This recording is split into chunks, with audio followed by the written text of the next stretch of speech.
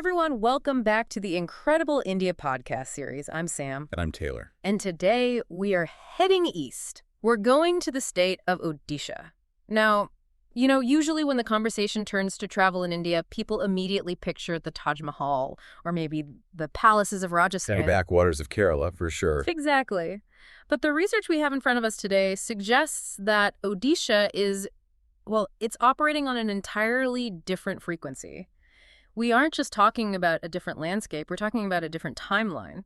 This state is home to over 60 distinct tribal groups. 62, to be precise.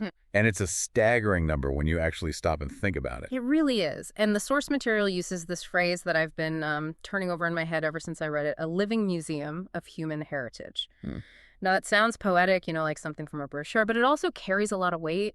It implies something precious, but also maybe something fragile. It does. And it implies a massive responsibility. See, the mission for this deep dive isn't just to list these tribes or talk about how photogenic they are. Right. We need to unpack that friction between, say, tourism and preservation. We're looking at how to explore these ancient cultures, not as a typical tourist who might just be there to snap a photo of something exotic and move on, but as a conscious traveler. Yes. We're discussing tribal tourism, but the ethical kind. Because there's a very, very thin line between a genuine cultural exchange and what some sociologists might call a human safari, which is just a terrible concept. Exactly. And that is the core tension we're going to navigate today. We'll look at who these people are, like the Banda and the Dongria Khan, and understand why their sustainable lifestyles are actually, light years ahead of ours. And crucially, the etiquette. Crucially, we're going to break down the strict etiquette, the unwritten rules that you absolutely need to know before you even think about booking a ticket. So, if you're interested in travel that connects you to the roots of humanity without exploiting them, this is the deep dive for you. Let's start with the landscape itself. You mentioned 62 tribal groups. That isn't just diversity. That's a dense anthropological map for one state. It is, and we really need to understand the scale here. We aren't talking about small, isolated anomalies or a few families living in the woods. These groups, the Santhal, the Kondh, the Oran, they represent some of the oldest continuous civilizations on the Indian subcontinent. And continuous is the key word there. The sources made it so clear that these aren't people who are stuck in the past. Not at all. They're people who have actively maintained a specific social and ecological order despite all the massive pressures of the modern world around them. Precisely. It's a deliberate choice of lifestyle in many cases. Yeah. And what's so fascinating is that if you look at their way of life through a modern lens, it's highly sophisticated, particularly when it comes to sustainability. I found this part of the reading so compelling because it just flips the standard narrative. Usually, we assume that human habitation decreases biodiversity. We pave, we cut, we extract. Right. But the data on the Dongria Khan suggests the opposite. It's a complete inversion of the industrial model. Take the Dongria Khan, who live in the Nyamgiri Hills. Their habitation actually enhances the biodiversity of the region. How does that work practically? Is it just about leaving things alone, or is it more like an active management? It's very active, but it's cyclical. They practice rotational farming, often on terraces, which lets the forest patches regenerate over distinct periods. But it goes deeper than just farming techniques. They have this intricate, almost encyclopedic knowledge of medicinal plants and forest ecology. Okay. They know exactly what to take, when to take it, and how much to leave so it grows back next year. And the research links this directly to their spiritual beliefs, right? It's not just environmentalism as a policy. It's theological. Right. They revere Niyam Raja, their mountain deity. They believe this deity gives them the right to live on the land, but with the condition that the land is respected. So deforestation isn't just an economic issue for them. It's a spiritual offense. It's a sacrilege. It's an interesting insight that religious taboo can be the most effective form of conservation law. You see a similar structure with the Banda tribe and their sacred groves. Yes, the Jahera, or sacred groves. These are specific patches of forest surrounding their settlements where no axe is allowed to touch a tree. It's forbidden. And because of that? Because of these strict religious boundaries, they've inadvertently or maybe very purposefully preserved species of flora and fauna that have gone extinct in the surrounding commercial areas. It's a model of sustainability that the rest of the world is scrambling to reinvent, and they've just been doing it for centuries. And it's not just about the trees. It's about how they process the world around them. The research touched on the Sawara tribe, who are famous for their ideal paintings. Oh, To an outsider, it looks like beautiful tribal art geometric figures, figures on a wall. But for the Sora, it's a communication device. it's functional art. They paint to speak to ancestral spirits or to ward off disease. It has a job to do. Exactly. And then you have something like the Kedu Festival of the Kondh tribe. It's intense multi-day ceremonies, rhythmic drumming, dance. It all serves to bind the community together. It reinforces that their survival is a collective effort, not an individual one. Which is a perfect transition to the who. We've talked about the landscape, but we need to break down these groups individually because they are incredibly distinct. It's so easy to lump tribal into one bucket, but the Santhal are nothing like the Banda. Night and day.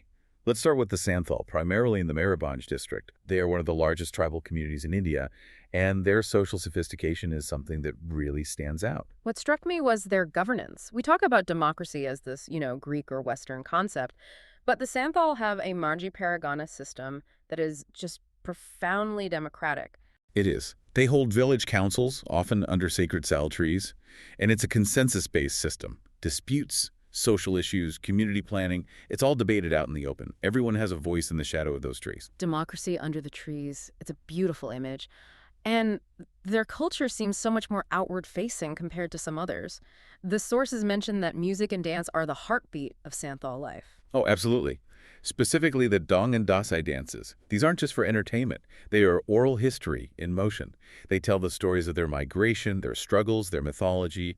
If you want to understand Santhal history, you don't read a book, you watch the dance. Now, if the Santhal are this accessible, large community, then the Bondo represent the other end of the spectrum. They're in the Malkangiri region, and the briefing describes them as one of the most distinctive groups. They certainly are. The Banda are part of what the government classifies as PVTGs, particularly vulnerable tribal groups. They live way up in the highlands, very isolated. And visually, they're unique. The women have this very specific aesthetic that signifies their identity. It's unmistakable. The women shave their heads and wear these massive, elaborate silver neck bands and just heaps of beaded necklaces that cover their upper bodies. They pair this with a ringa, which is a short cloth made from the bark of a specific tree. That bark cloth is such a direct link to the forest. But visiting them, it isn't easy, is it? No, and it shouldn't be. We're talking about remote trekking, river crossings. It's physically demanding. But because they are so isolated, the interaction usually happens at the weekly hot. The market days. Right. The weekly hot is neutral ground. It's where the Banda come down from the hills to trade forest produce for salt, oil, or tools. For a visitor, this is often the most ethical place to observe them because you are in a public space, not intruding into their private homes uninvited.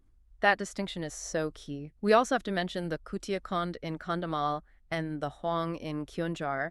The Huang were interesting because of their mobility. The Huang are traditionally semi-nomadic. They practice produce shifting cultivation. So they'll clear a patch of land, farm it for a season or two, and then move on to let it recover. It's a lifestyle defined by mobility, which is becoming much harder to maintain in a world of fixed property lines. And with the Kutia Kondh, I noticed the notes highlighted the gender dynamics. Yes, the women are the backbone of that society. They aren't just participants. They are key decision makers and incredibly skilled artisans, particularly with cane and bamboo work. It really challenges the assumption that traditional societies are inherently patriarchal in the way we might understand it. So we have this incredible diversity of people, but for a traveler, the connection so often happens through the hands, through what people make and what they eat. The arts and crafts section was fascinating. It's where you see the tangible heritage. Yeah. And the headline act here is absolutely Dokra metal casting. I've seen Dokra art in museums, those beautiful brass-looking figures, but I didn't realize the process was so ancient. The source says it dates back 4,000 years. It's the lost wax technique, and it's essentially unchanged since the Mohenjo-Daro era. It's fascinatingly complex. They make a clay core, cover it with wax threads to create the design, intricate lattices, figurines, whatever it is, and then cover that in clay again. And then they pour the molten metal in. Right. The hot metal melts the wax is lost and takes its place. But what's so important to understand is that to get the metal out, they have to break the outer clay mold. So every single piece is unique. Every single one. The mold is destroyed to create the object. You cannot mass produce it. That adds so much value to it. You're holding a unique instance of a 4,000-year-old technology. The textiles seemed equally impressive, specifically the shawls from the Dongria Kondh. The Kapunda shawls. They are stunning. And again, it's all about the relationship with nature. They don't use synthetic dyes. They use turmeric for yellow, bean leaves for green, river stones, and indigo for other shades. The source notes that these natural colors remain vibrant for decades. Which brings us to the other sensory experience, food. The briefing describes tribal kitchens as the original slow food movement. It's the absolute antithesis of fast food. Everything is seasonal, local, and labor-intensive. They use wood-fired stoves, which gives everything this specific taste. A standout dish you might encounter is rice cooked inside bamboo tubes. Oh, I can just imagine that smoky, woody flavor getting into the rice. Exactly. And then there's the fermentation. You really can't talk about tribal culture in Odisha without mentioning handia. The rice beer. Yes, the rice beer. It's a staple used in rituals, social gatherings. But the diet is also just so rich in foraged items. Wild mushrooms, bamboo shoots, mahua flowers. It's a diet that requires a healthy forest. If the forest dies, the menu disappears. The source also mentioned that visitors can get involved, workshops on bamboo weaving, learning some basic Santhali. It's moving from passive watching to active learning. Which is great, but, and this is the biggest but of the entire deep dive, this proximity requires really strict boundaries. We are now entering the most critical part of our discussion, ethics and etiquette. I agree. This is the how-to, but it's really a how not to mess up. Because let's be honest, well-intentioned tourists can, and often do, cause a lot of damage. They do. It's so easy to treat these villages like a zoo, and that is what we have to avoid at all costs. You are a guest in someone's home, and more than that, a guest in a sacred space. So let's start with the planning phase. The source is very specific about timing. Timing is everything. You want to aim for post-harvest, so roughly November to February. Why that specific window? It's both practical and cultural. First, the weather is cooler, but more importantly, the harvest is done. The communities have more leisure time. This is when the festivals happen, the weddings happen. People are naturally more open to visitors because they aren't working 14-hour days in the fields. And we should avoid the monsoon season. Definitely avoid June to September.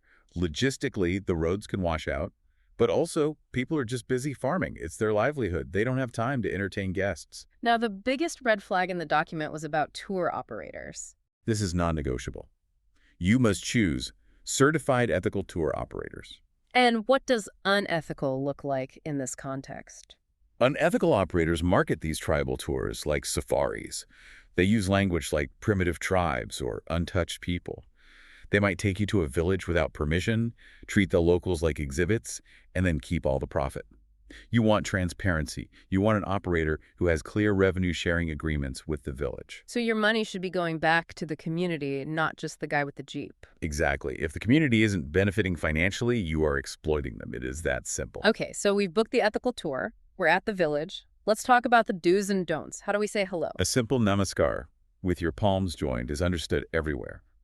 But the source suggests going a step further. Learn a local phrase, Johar in Santhali, or Ayo Bahal, which means, how are you in hell? Ayo Bahal.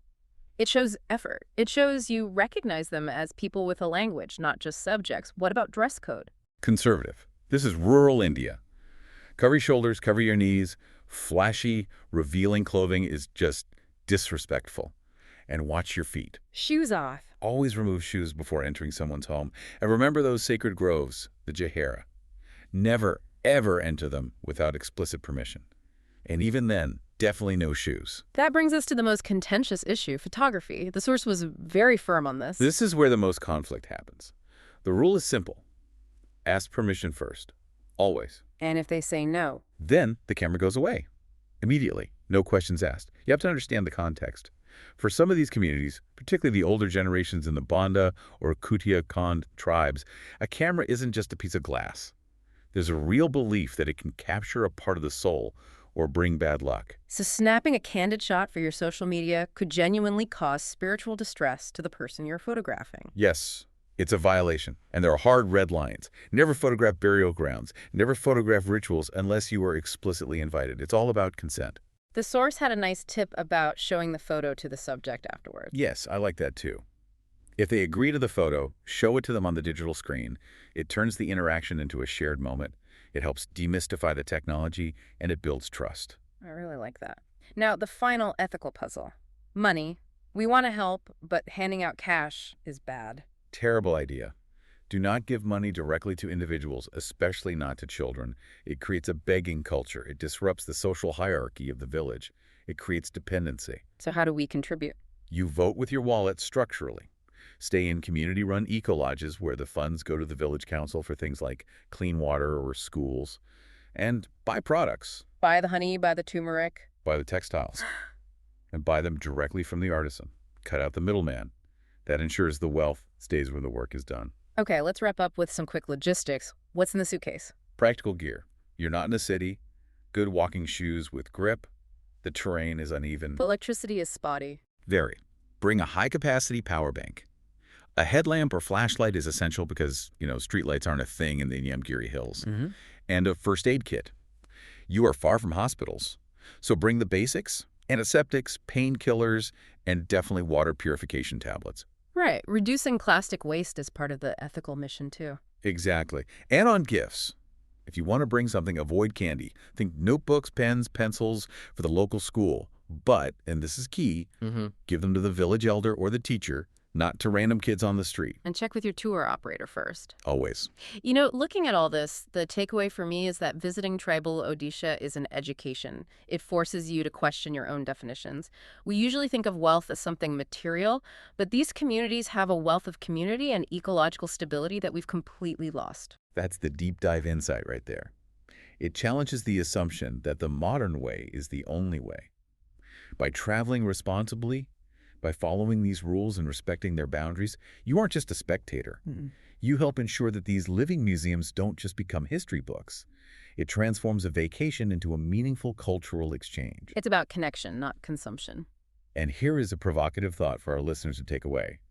We often travel to see how they live, treating them as the anomaly. But perhaps the real journey here is seeing our own lives through the lens of the Santhal or the Kondh. When you stand under a sal tree where decisions are made by consensus, ask yourself, what could we learn from their slow life that we've forgotten in our rush to be modern? I love that. Something to really mull over. Now, we have a very specific recommendation for you today. If you have been inspired by this conversation and you decide you want to make this trip to Odisha, we have a way to do it right. That's right. If you decide to travel to Odisha, we have a recommendation.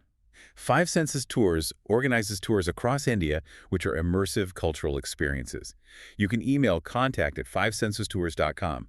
Note 5 is written as a numeral in contact at fivesensestours.com or WhatsApp to +919 845 677 446. Make sure you note that number down. Ethical travel is the way to go. Thanks for joining us on this deep dive into the incredible tribal heritage of Odisha. It's been a pleasure. Safe travels, everyone. See you next time on the Incredible India podcast series.